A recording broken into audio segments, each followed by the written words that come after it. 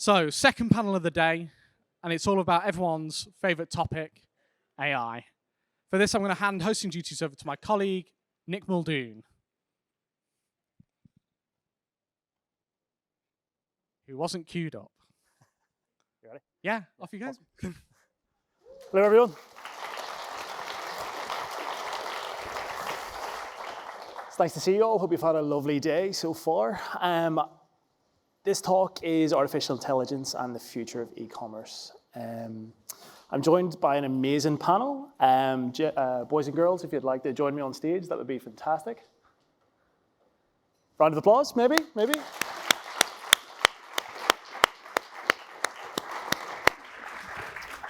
So to kick things off, I understand the title might be slightly misleading. This is more of an in conversation with, or at least that's the approach we've decided would be most beneficial for everyone in attendance. Guys, if we could start off with just who you are, what you do, and if you have any controversial viewpoints on AI at the minute. So my name's Shephard. I work for Adobe, more specifically within the commerce team. I lead the commerce team. Been here for quite a few years, really.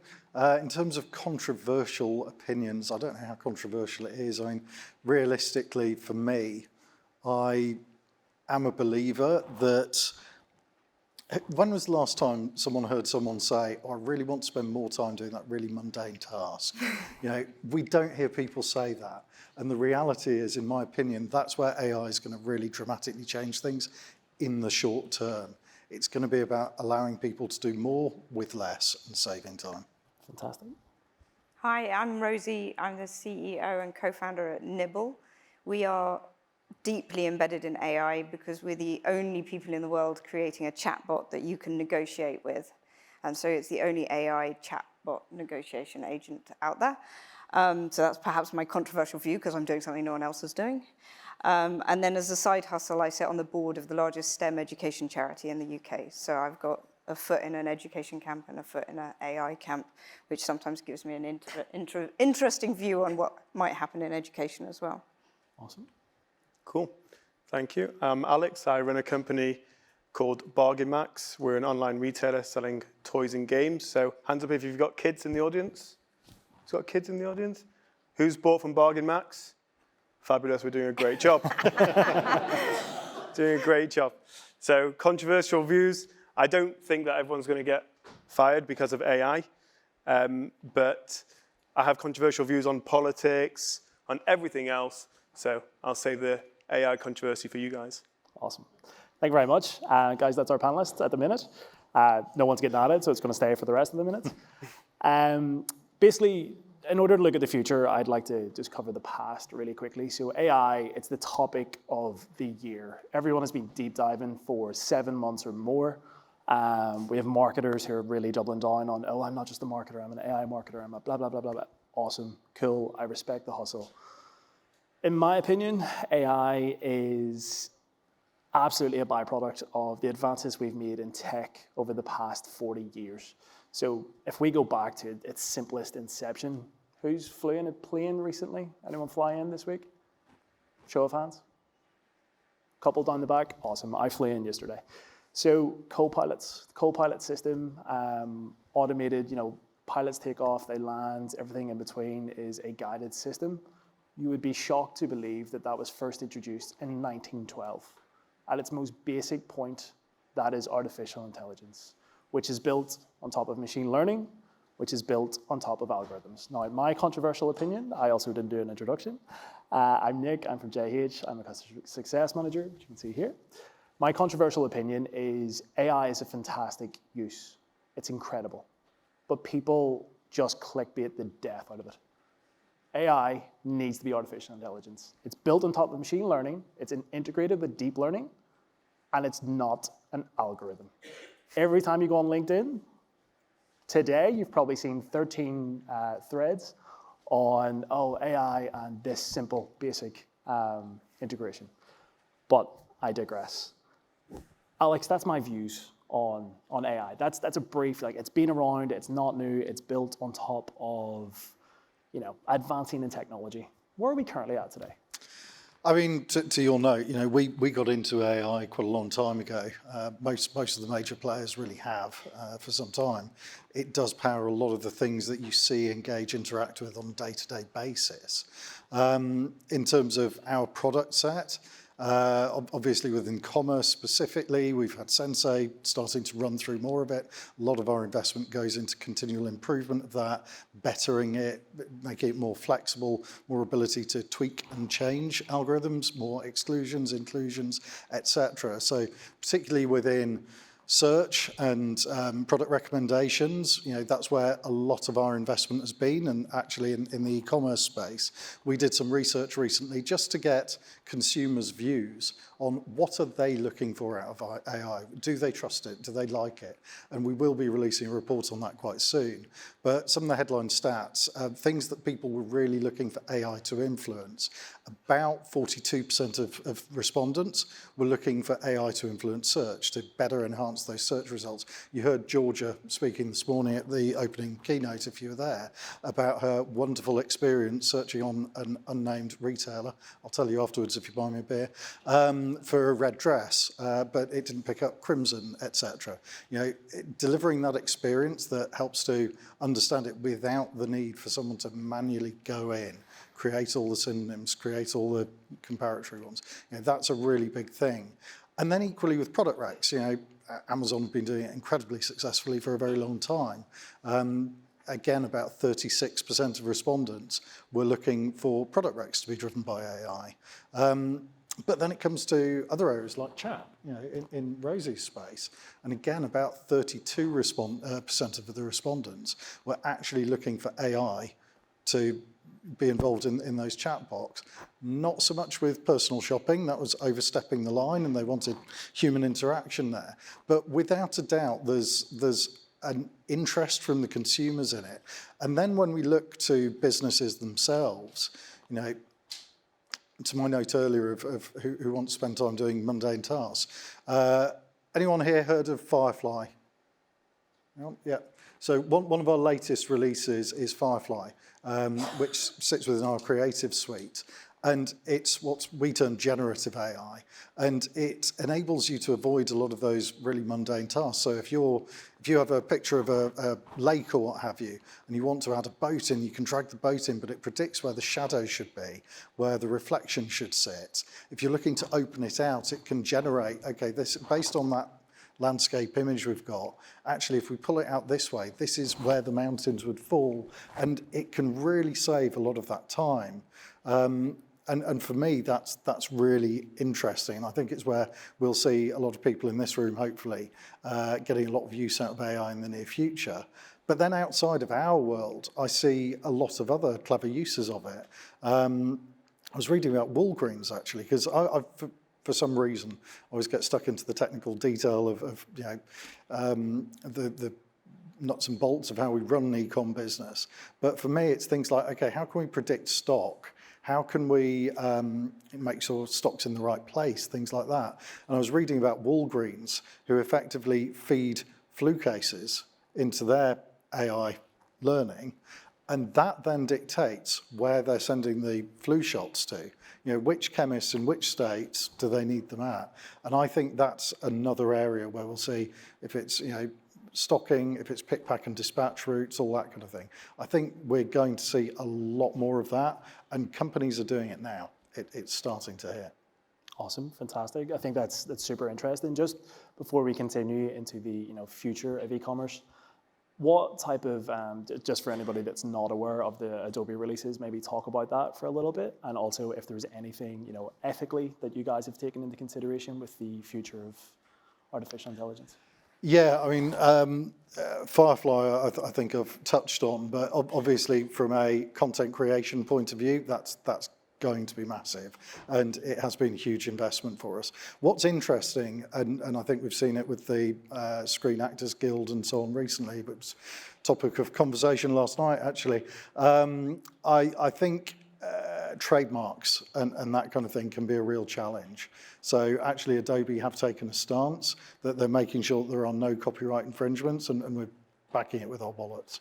So, you know, we will back that anything that's created using Firefly is not going to generate copyright infringement, Fantastic. as I understand it. Caveat, caveat, caveat. But yeah. And I guess just to open up the conversation, then what are your views, Alex and Rosie, on ethics in AI and where does that belong? The EU, for example, are looking at regulations at the minute. If EU regulators were in the crowd or listening to this in the future, what would you say to those guys? I hear quite a lot about, what's going to be regulating. And my view, very personal view, is nobody in this room should be waiting for regulation to decide where they stand. And I think it's really, really important. We're all decision makers in our own business environments. We're all senior and influential people. And the cultural change and the small decisions are going to lead the fray. The regulators are never going to keep up. This technology is moving far too quickly for the regulators to do sensible things. So what we do, for example, we make a chatbot. We sell a chatbot to retailers. I can't tell you how many events like this I've sat at where somebody plays with our chatbot and says, oh, Rosie, this is quite clever, actually. And I'm thinking, yeah, we worked quite hard on it. And then they go, can I call it Tom? Because Tom's been in customer success for a while and everyone likes Tom.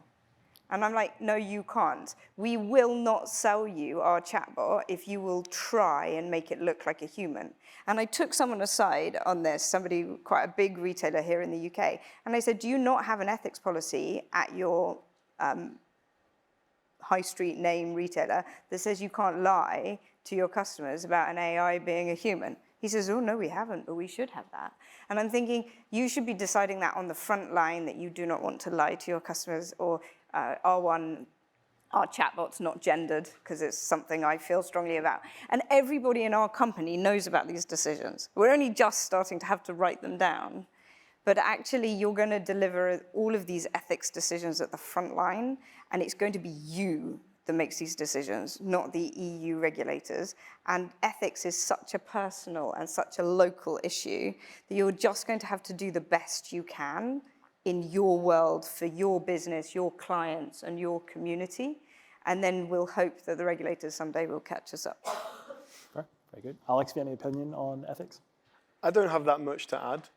I think you're 100% right that AI and the people creating it are always going to be miles ahead of anyone who's trying to regulate it. I think responsibility comes down to the humans and the human beings to use it and not abuse it. I think everything we've seen, everything we have in life can be used and abused. It's down to human to not abuse these things. And for us as companies, as businesses, as creators, to minimize the impact or the ability to abuse these things. But I think there's limited control that we're ever going to be able to have in that area. But don't be afraid to ask the basic question. Like Nibble has a negotiation, right? How does Nibble choose whether to offer someone the best deal or not? Do they know whether the counterparty on the other side is a girl or a boy? And you can ask me those questions, and I will do my best to explain how we've thought about that issue, but that's a perfectly valid question to ask. Alex, just to stay with you for a second. So as the merchant on stage, where do you see the future of AI? Like for your business, what are you leaning into? What are you looking into? Where do you want to go? Okay, so being a retailer and having sat in the audience in many sort of retail-led discussions in the past as well, I think as retailers, we're always looking for a silver bullet. We always want to hear a spot or something of inspiration in one of these talks that we know we can take straight back into our business and going to change our business. Now, there's probably very few of those things. I think, Alex, what you spoke about a lot actually is the business side, the behind-the-scenes side of things. What are Adobe doing to make the companies run better, to make companies produce better data, to make better decisions? But I think the question for me and for retailers in this room, how many retailers are here? Have any retailers?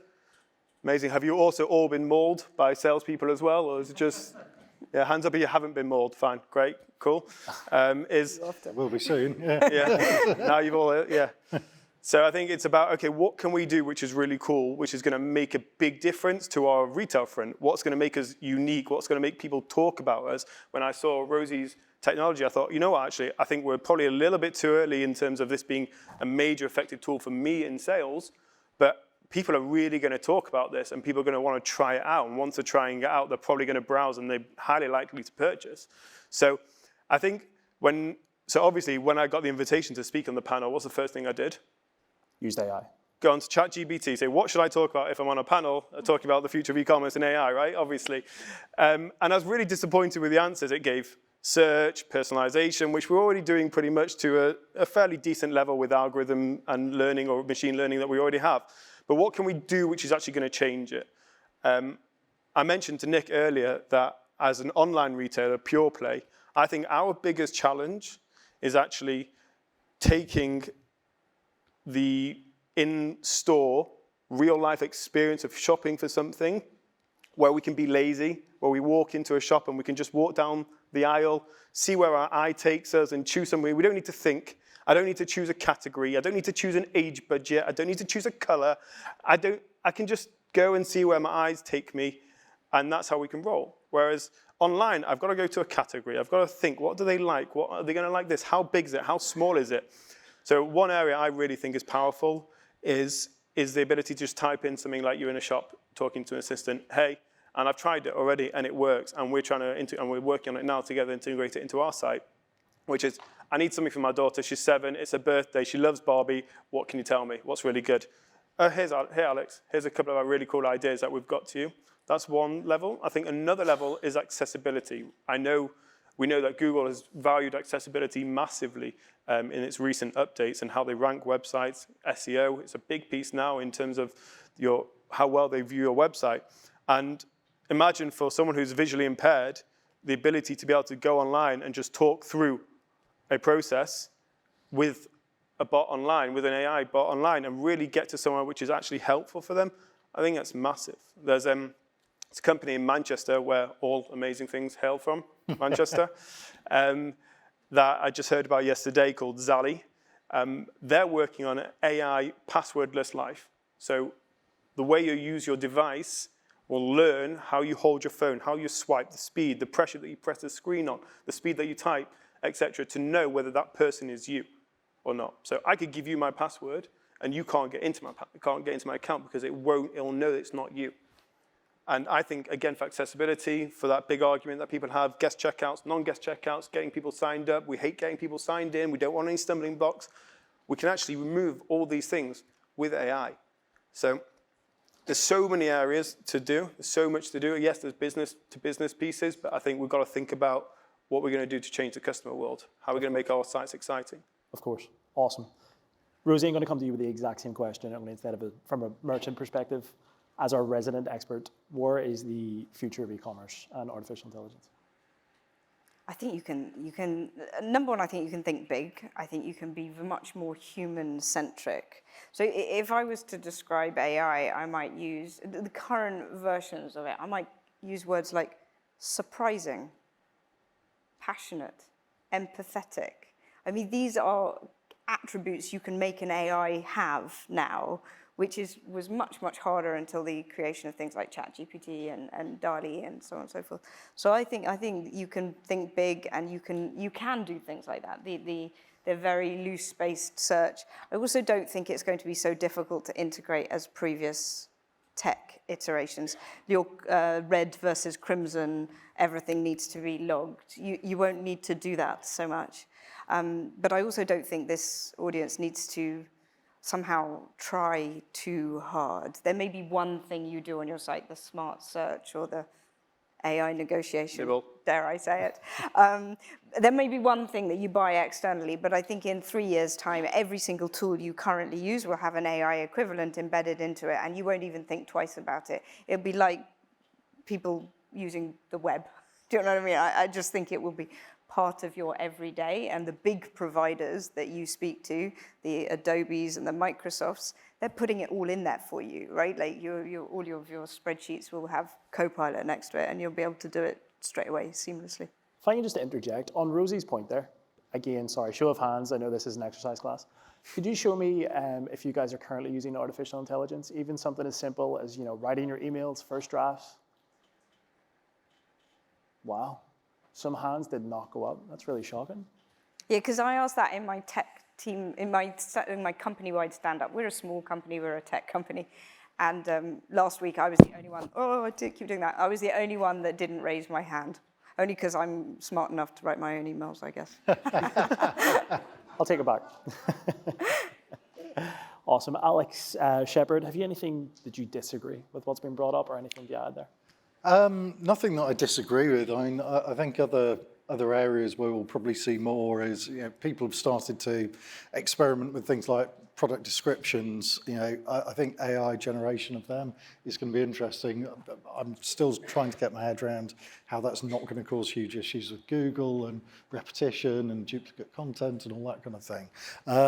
But Did you see somebody saying that they could make it different for different viewers? I thought that was really interesting. So not just uploading mass product descriptions, but actually having a new customer description versus an experienced customer description. I mean, that's awesome. I think that's amazing. And I think that is the way it will go, absolutely. And the other thing that we haven't really touched on is things like augmented reality. And is anyone doing anything with AR in the room? Anyone? No, not many people. We're starting to see more and more retailers in certain spaces engage with augmented reality. And I think that's where AI will probably shortcut some of that as well. Again, I'm sort of thinking about what we've done with Firefly, and it's not sort of part of what it's been designed for just yet, but I can see an application of it there. And I think it's going to be very interesting to see how that kind of thing overlaps and just makes things like augmented reality so much more accessible for people. It doesn't have to be a big daunting task anymore. We can actually change that image so you can see that jacket on you with your camera phone. So yeah, I think it'll be good. It's quite exciting. I know IKEA are a big user of that at the minute. Yep. Not Adobe though. To kind of go back to the point you've raised, and Alex, we've had the conversation before, and this is probably the most controversial conversation we've had. It's, what are people's job roles when it comes to artificial intelligence?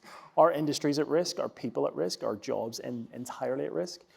Alex, I'm going to hand over to you first of all, because I think you have a beautiful analogy on this, and we'll let arguments happen after that. You're either setting me up for a massive disastrous failure or get me out of the way first. But I just asked you the question back. I think when calculators were created, did anybody that was doing calculations go out of business in any role? No, it just changed your role within that field. When spreadsheets came into place, when Google Analytics came into place, it became less about creating the data, more about analyzing the data.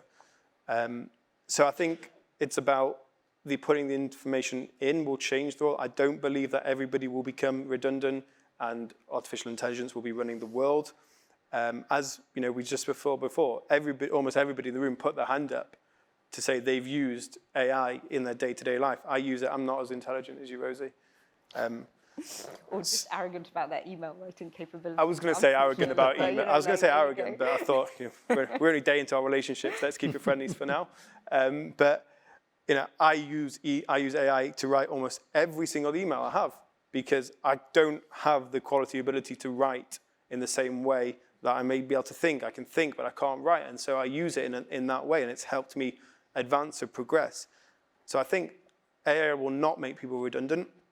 I think it will make people better at what they do, and some people will have to adjust their roles slightly, and to really benefit from it and stay relevant. Like with everything, we're always changing. And I think if we have this conversation tomorrow or next week, we'll be seeing or talking about different versions of AI, different versions of things. It will continue to develop and enhance. So people have to continue to develop and enhance, and we have done.